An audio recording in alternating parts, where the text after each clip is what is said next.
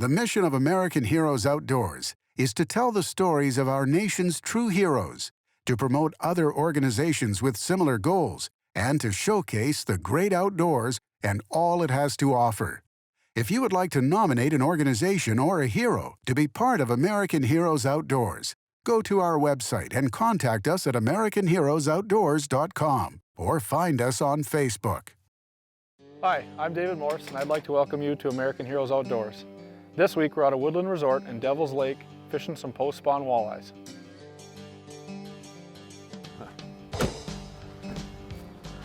Well, you ready to go fishing? I am ready to go fishing. Let's do it. Okay. These fish have been waiting all winter just for you to come up and catch them. All right guys, we're gonna have a friendly competition today between us. We're gonna get some walleyes. More importantly, we're gonna have fun. Les, have you been here to Devil's Lake before? No, this is my first time. I've heard a lot about it. I'm excited about trying. My favorite saying is a bad day fishing at Devil's Lake is still better than a good day just about anywhere else. Well, it's a gorgeous lake. So I'm excited about getting out there, trying it. Well, we're gonna have a good day, I think. Good.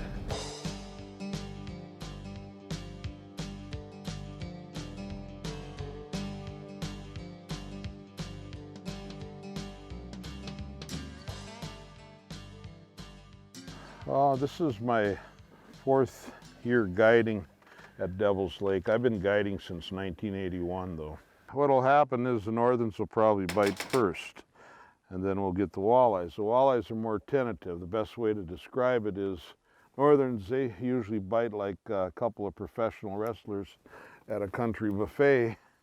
They just dive into their food, where the walleyes, they're more like a couple of ladies at a Weight Watchers convention who just sit there and pick at their food. And that's the difference between walleyes and northerns in the daytime. Low light periods, the walleyes start feeding. They can feed like northerns do. Pete, you know, I've never fished with 2 lines before. You're telling me that I'll catch fish on both lines at the same time?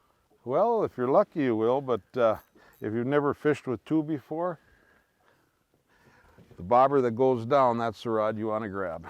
Okay. Les, your bobber's down. It's a far rod. Well, we're gonna net that one. He's taking drag. He's running in it. He's gonna get into Benson County. That's a good one. Fun. He's still taking line. I know he is. Hey, let's check that drag. Oh, you got the drag set right. That's just got a lot of horsepower. Keep it coming, keep it coming. You just went by it perfect, good. Oh, that's Mr. Pike. That's a nice one. Oh, look at that. He had another run in him yet. I'm sure he's 10 pounds at least. First thing is, he's right here. Go this way with it, Les. Holy cow. That's more than 10 pounds. That's a fish. That is a fish. That's my biggest one. How much do you think it weighs? 12 to 15. That is a I can tell you once I measured how much. That's a heavy fish. This old man's having a hard time holding it up for you, Les. Okay. Now that's a fish, guys. There he goes.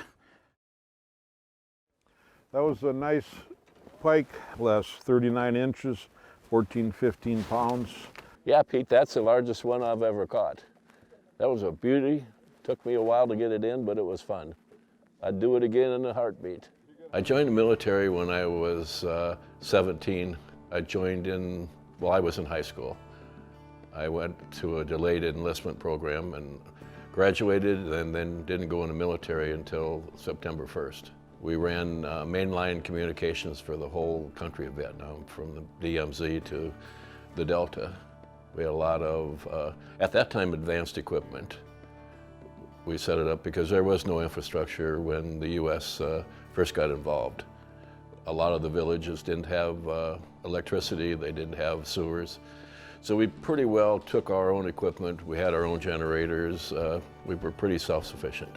Vietnam really wasn't talked about a lot after the war. It's just basically in the last 10 years that people have started to recognize the fact that we were there, and that we were there because either we wanted to or our government wanted us to be there. So just when you're in the military, they say do this, you do it, you go there, you go there.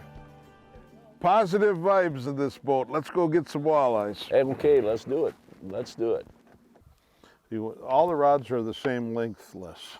So Okay. once I set this and know where it is, where that little stop is, I'll reel it up to the end and see we're a little deeper. And we're just about right to that little catch right there, just ahead of it a couple inches. Then I set them all and we know they're all set and good.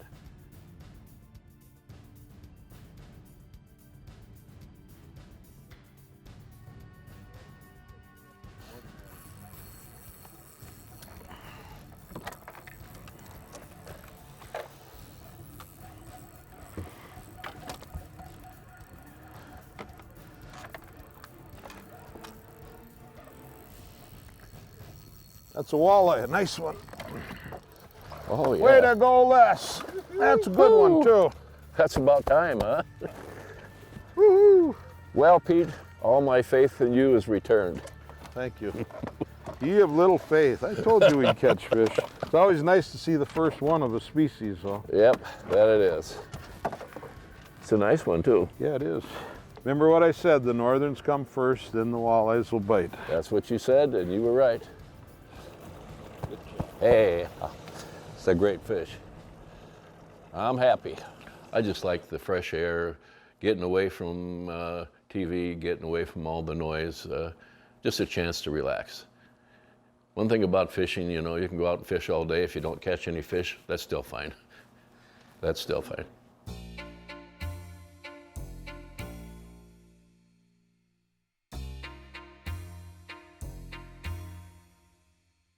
Well, I had some pretty good luck earlier with the northerns.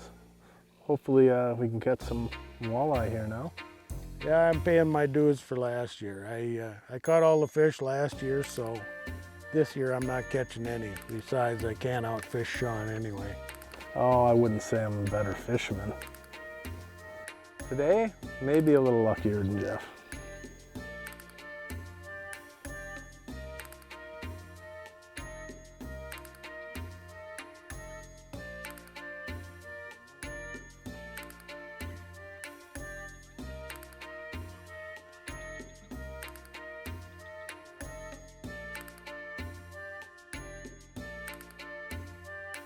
Hey, that's enough. You gonna share any of those? You guys move out of there, we're coming over. Les, we're gonna have to throw them overboard because we've had enough of that. I'm glad somebody's catching. Somebody's got to do it. It ain't about the catching. Isn't that what you're supposed to say? That's what. There we go. I thought I saw the bobber cutting under the water. It's like, where did the bobber All you go? gotta do is ignore it. Yeah. Simple as I that. guess maybe I'm concentrating too hard. We got a net. It's a walleye.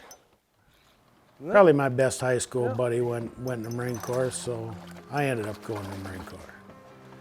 Went to San Diego for boot camp, and there we go. Got sent to comm school. I was a radio telegraph operator. And in our case, it was to send encrypted messages. Perfect. Which is how I got with 3rd Recon. Was they needed somebody to send encrypted stuff from Quezon back to Da Nang. I raised my hand and volunteered. Every young Marine wants to be a recon Marine, so I had an opportunity. When I got to Quezon, there was this tall, skinny kid standing out there, says, "You here for recon?" I said, "Yeah." And big old grin, he said, "Well, I'm Alan from Wisconsin. Recon's this way." So that was the start of a short but everlasting friendship.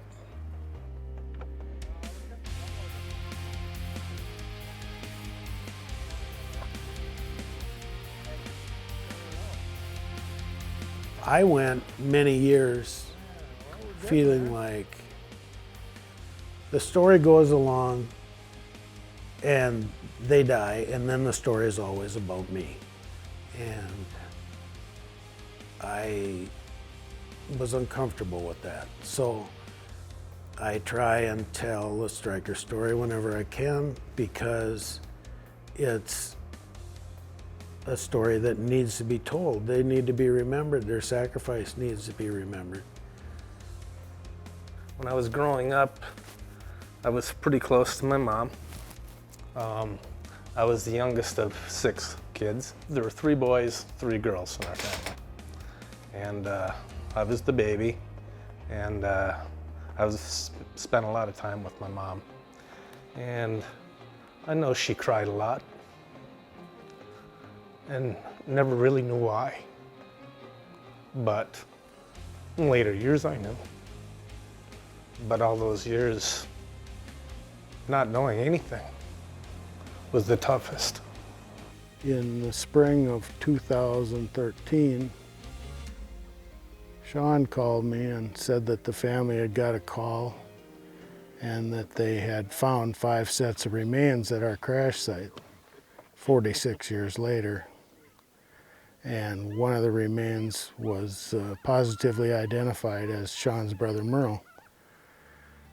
Along the way, I knew that I had to go talk to my best friend's family, and I made 4 trips from Minneapolis to Bayfield.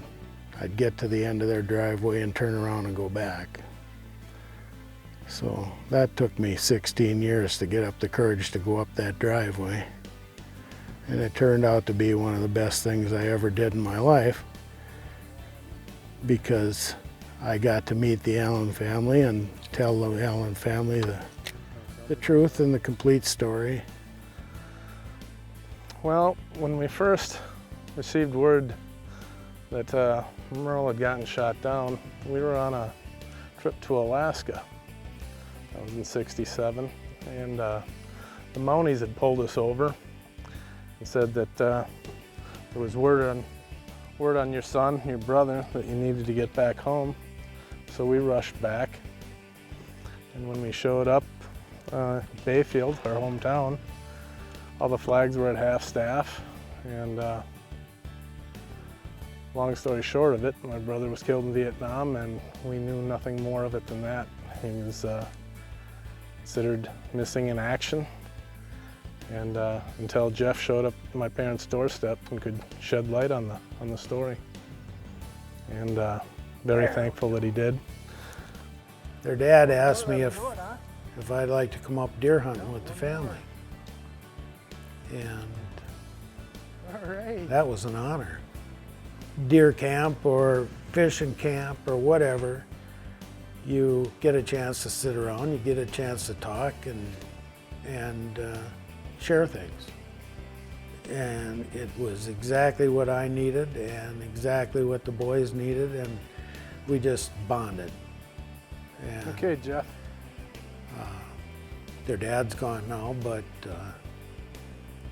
it was truly an honor to be able to, I'll never fill those shoes, but to be thought of highly enough to maybe take a spot, you know. And Sean and I, we do all kinds of things together now. Once in a while we get in trouble because we do too much together, but for the most part, we've got understanding wives, and we get to go do this stuff. Love to catch fish, and I love to shoot game, to harvest it and eat it, but at a point in my age now where it's more just getting together and the camaraderie. Been hunting with the same guys for over 30 years now. And you know, you hear the same stories over and over, but they never get old. And we do make new ones. I've hunted and fished with my 3 sons for all of their lives, and that's a special time. But the honor that goes along with being able to, I hate to say fill the shoes, fill a spot, fill a void. for my best friend's family, that means the world to me. Do you want to show your support for American Heroes Outdoors? Purchase our AHO gear at AmericanHeroesOutdoors.com. For me to be able to get together with the Wounded Warrior Guide Service or American Heroes Outdoors, these programs that get young vets, old vets together, family members of lost veterans, those give opportunities unique opportunities for people to share things that they're not going to share with everybody on the street. Perfect. Way to go, Dave.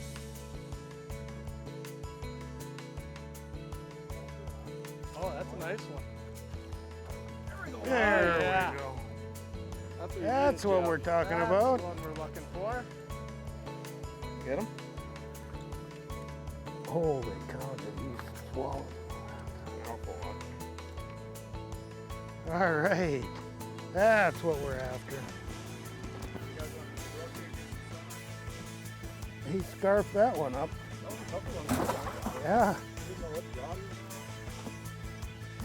We were just bobber fishing with little jig heads and leeches, and it was just walleye feeding time. It was fun. Yeah, there you go. Oh, almost lost it. I just looked over, I was counting the bobbers and then one was missing, and I looked over just as I saw the rod go skidding across the boat. There we go. Getting bigger. They're getting bigger and better. I made a leap and managed to catch it before it went over. I think it was mid-air when we finally got it, but we saved it. Nice.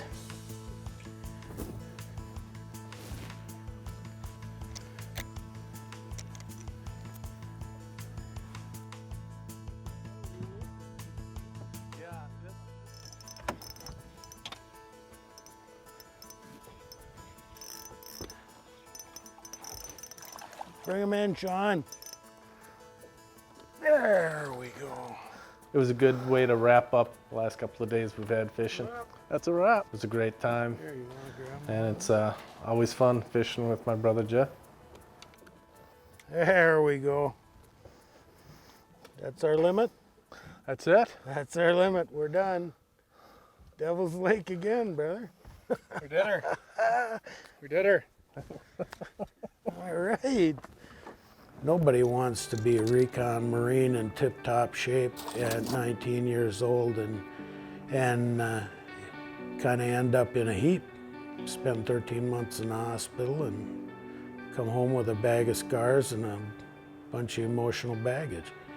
These kind of programs, you get to sit down and talk to other combat veterans or other family members that have been and had same thoughts.